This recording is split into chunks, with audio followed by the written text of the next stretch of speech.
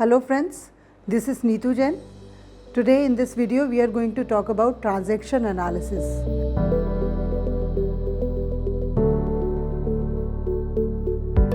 Transaction analysis is a theory of personality wherein social transactions are analyzed to determine the ego state of the communicator as a basis for understanding behavior.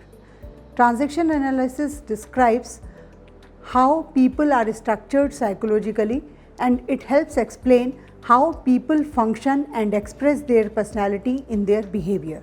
Eric Berne developed the concept and paradigm of transaction analysis in 1950s.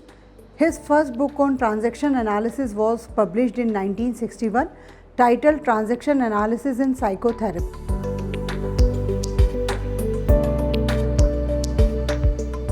Transaction analysis is a model for understanding oneself and others better and for communicating more effectively.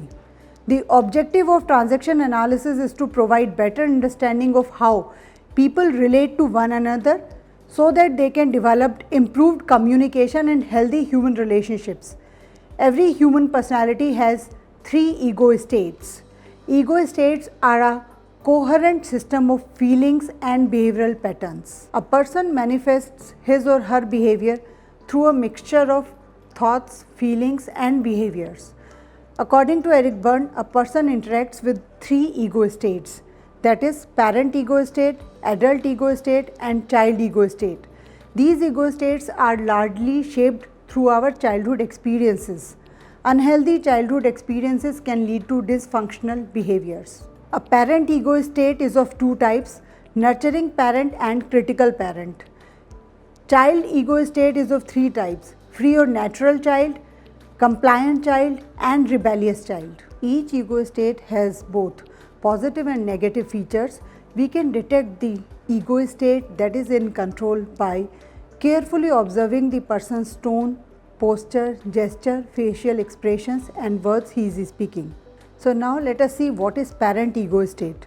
Parent ego state is a state in which people behave, feel and think in response to an unconscious mimicking of how their parents acted or how they interpreted their parents' actions.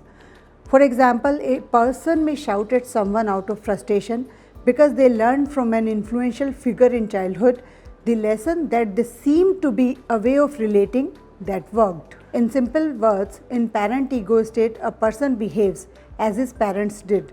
Behavior may be more value-laden, nurturing, critical, instructive, mature, overprotective, and judgmental. Nurturing parent is one who is supportive, understanding, providing emotional security, does not allow risk-taking, and critical parent is one which is overbearing, strict, judgmental, not providing any kind of emotional support, critical, instructive, etc.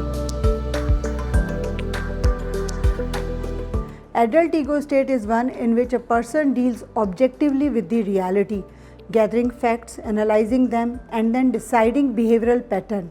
Behavior may be more reasonable, rational, logical and unemotional. In child ego state, a person behaves as he did when he was in his childhood. It is a state in which people behave, feel and think similarly to how they did in childhood. In simple words, behavior pattern in child ego state would be spontaneous, dependent, creative, emotional, impulsive, excitement, energetic and rebellious. So child ego states can be natural or free child, compliant child and rebellious child. The behavioral pattern indicated by natural or free child are sensuous, impulsive, affectionate, doing things that come naturally, being curious, adventurous, experimental and free-spirited. Adaptive child is one who is trained and instructed by parents to behave in a manner taught by them.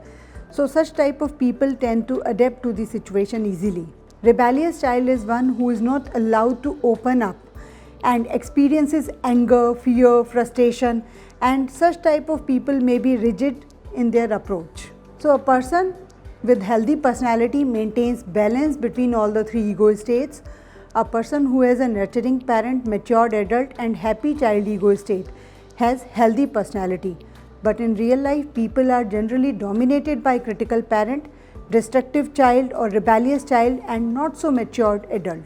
People interact with each other from these ego states, that is parent, child or adult ego state, and Eric Berne called these interactions as social transactions. Depending upon the kind of ego state involved, these interactions are of three types. Number 1, complementary, number 2, crossed, and number 3, ulterior transactions.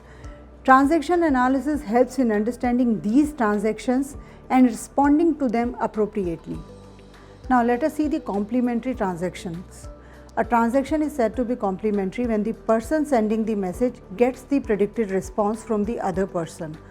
Thus, the stimulus and response patterns from one ego state to another are parallel. So let us see the example of complementary transaction. For example, if a person asks, "What is the time?" It is a message from adult to adult ego state, and the responder answers, "It's about 2 o'clock." So it's a complementary transaction because the lines of transaction are parallel to each other. They are not crossing each other. Another example is from a child to parent ego state. If a person says with a worried look, "My child has fallen just now, he's seriously injured, I want to go home," and the responder says, who is the boss of the person, "Don't worry, everything would be fine, you go home and take care of your child." So again, in this transaction we can see the lines of communication are parallel to each other. So it's an example of complementary transaction. Next is non-complementary or cross transaction. A transaction is said to be non-complementary or crossed when a person sending the message does not get the predicted response, or the stimulus and response lines are not parallel, they are crossing each other. For example, we can see in this slide, the sender asks, "What is the time?" He is asking from adult to adult ego state, while the responder responds from parent to child ego state. He says, "Why don't you see it from your own watch?" So lines of transaction are crossing each other. It's an example of cross transaction. Another example is, as we can see in this slide, a person again asks, "Where is the dictionary?" It is a message from adult to adult ego state, and the responder answers from parent to child ego state, wherein he says, "It's just where you left it, can't you remember anything?"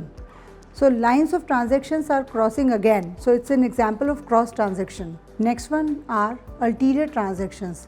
These are more complex transactions and have a hidden agenda. They cause much damage to interpersonal relationships because they have double meaning.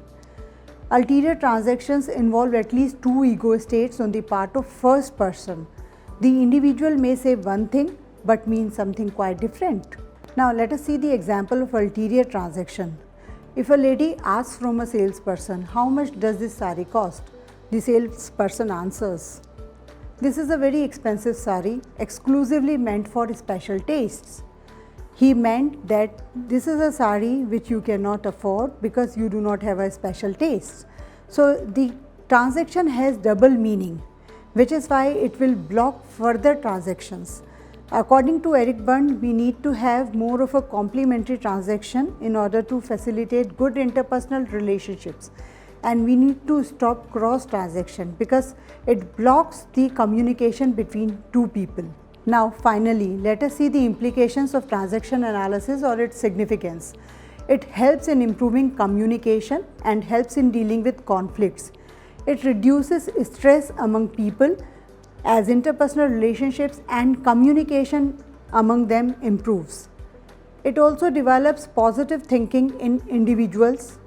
It also provides an easy way to understand who says what and why people act and interact the way they do. With this, we have come towards the end of our session. Thank you everyone for listening patiently to this video.